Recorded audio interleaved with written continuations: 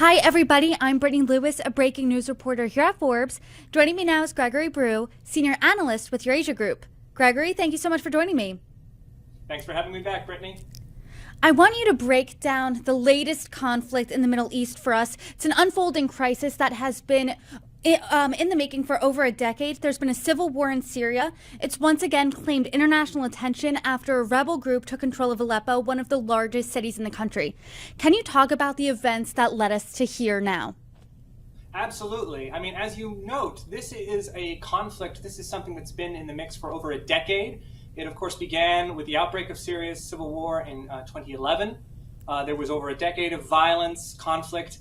The war has been essentially frozen in place for the last 5 years, with rebels that receive a certain degree of support from Turkey, controlling parts of Syria's northwest. There's also a large enclave in Syria's northeast that's controlled by the Kurdish forces that are backed by the United States. And this was and then, of course, Syrian President Bashar al-Assad controlling most of the country from the capital of Damascus, with considerable support from Iran and Russia. This was the status quo as of 8 days ago. It's now drastically changed. Late last week, rebels based out of the city of Idlib launched a surprise shock offensive, capturing the city of Aleppo, as you note, one of Syria's largest cities, as well as a large chunk of territory in the country's northwest. The most surprising thing about this event is the essential collapse in the Syrian army. The forces of Bashar al-Assad essentially disintegrated, evaporated. There was no opposition to the rebel advance, which allowed them to take a huge chunk of territory in a relatively short time. What we're seeing right now is the continuing of the conflict. The rebels are continuing to advance, reaching other cities within Syria. Regional actors such as Turkey, Saudi Arabia, the UAE, Iran, and Iraq have all become involved to try to keep a lid on the conflict and control the spread of violence outside of Syria so that it doesn't spread instability elsewhere. But this is a moving story, and we'll probably know even more about it later today. A moving story, surprise, shock offensive, and as you noted, the army did collapse in days. So what led this to happen? What led this to be such a surprise? Because for the past year, when you and I have been talking about the Middle East, Syria has not even been a topic of conversation here.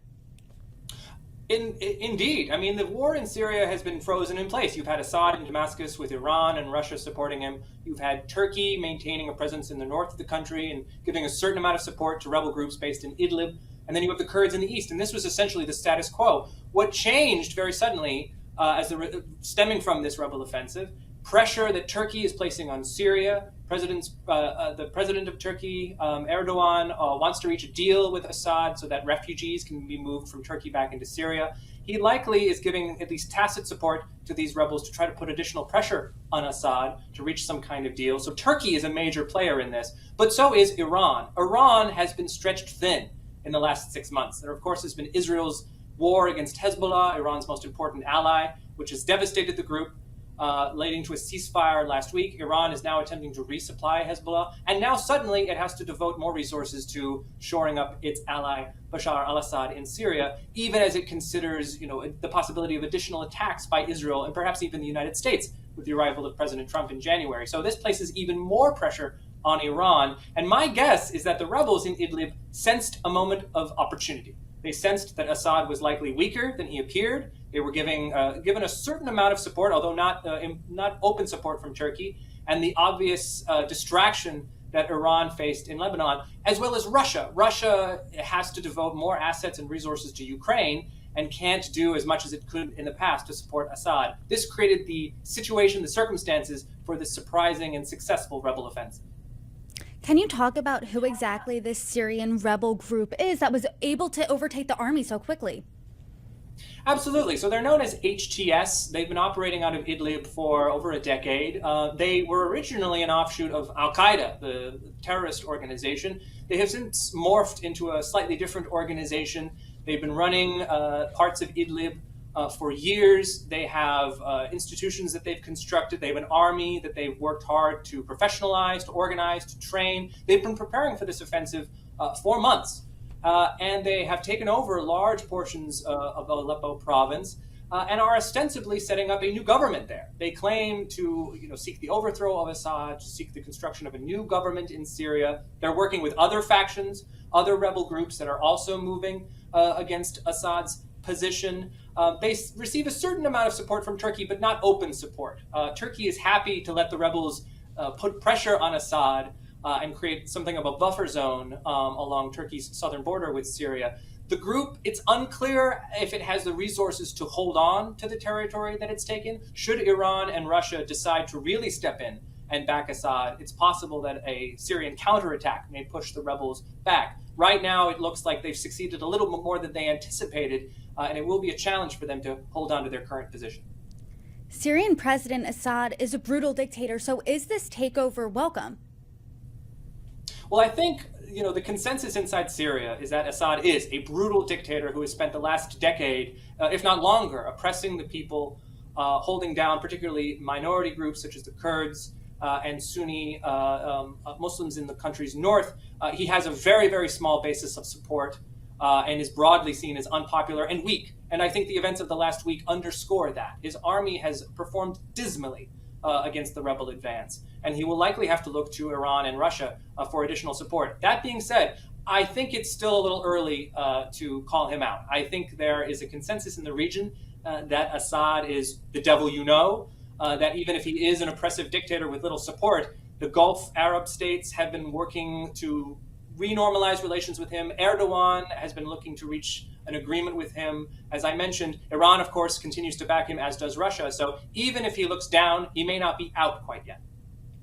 Iran backs Hezbollah, Iran backs Hamas, Iran now has to help Syria here. So what exactly is the impact of this conflict? What does that have on the other broader conflicts in the Middle East? Well, Iran has seen its position come under considerable pressure. Hezbollah has been significantly weakened. Hamas has been essentially destroyed. Assad has now been put on the back foot. Iran's economy continues to be burdened by heavy U.S. sanctions. Its military has been stretched thin. And earlier this year, it came under direct attack by Israel for the first time in its history. So Iran's leadership is weighing the options. On the one hand, they could double down and continue to support their regional proxies in a war that they now face on multiple fronts. They could opt for the extreme option of developing a nuclear deterrent. Iran is also a nuclear threshold state with a well-advanced nuclear program. They haven't chosen to build a nuclear weapon yet, but it is an issue that is receiving considerable attention inside Iran and is being openly debated for the first time in history. Right now, Iran's leadership appears to be hedging. They're looking to Trump's arrival in January for the possibility of potentially restarting diplomacy with the United States, with the ultimate goal of obtaining sanctions relief. Right now, that is their hope. Scope for diplomacy doesn't look particularly wide. I think we can expect President Trump to return to a position of maximum pressure, but the Iranians are hedging their bets, and they're looking into 2025 to potentially make some additional gains, even as their regional proxy network comes under considerable pressure. I would love for you to dive a little deeper in there because, as we know, come mid-January, there's a new leader in the United States. Donald Trump will take office. He will begin his second term. Is there any indication that this situation, this conflict will change once he's in office? Well, interestingly enough, Brittany, I think a lot of the actors are doing what they're doing in anticipation of Trump's arrival. Look to President Erdogan in Turkey. He anticipates that Trump is likely to withdraw U.S. forces from eastern Syria. There are around 900 U.S. troops in eastern Syria. They've been there for years. It's broadly acknowledged that Trump doesn't really want to keep them there. He's talked about withdrawing them. He tried to do it in his first administration. Erdogan is positioning himself and supporting and looking to these rebels in northwestern Syria with an eye towards reaching some kind of deal with the United States involving this withdrawal. Iran is looking to Trump's arrival to potentially get diplomacy restarted. They see Trump as a deal maker. Even if he uses pressure, even if he uses posturing rhetoric and economic sanctions, the Iranians see him as largely self-interested and looking to make a deal that reduces tensions in the region. Israel has a very different outlook. They look to Trump as someone who's going to give them more support. Prime Minister Netanyahu anticipates that Trump will give Israel a freer hand in operating against Hezbollah and eventually against Iran itself. As to the Syrian rebels, I think they are taking advantage, as I mentioned, of Assad's weakness, of Iran's weakness. I think the situation in Syria will continue to develop, but it's very likely that the change in administration in 2025 will trigger even greater changes on the ground within Syria. The rebel offensive came as a shock to us all in the international community, apparently even Assad. So what specifically are you looking out for next as the next days unfold in this crisis? Well, even today, the rebels have continued to advance. After pausing for several days, they are approaching additional Syrian cities, including the city of Hama. The Syrian army, the Assadist forces, have been putting up a little bit more resistance, but the rebels continue to make gains. As of yet, it doesn't appear as though Russia or Iran have intervened in a significant way. I would look to those fronts to see if they move additional forces or assets in to support Assad if his position comes under greater pressure. The Kurds have also been moving against Assad's positions in eastern Syria with U.S. support.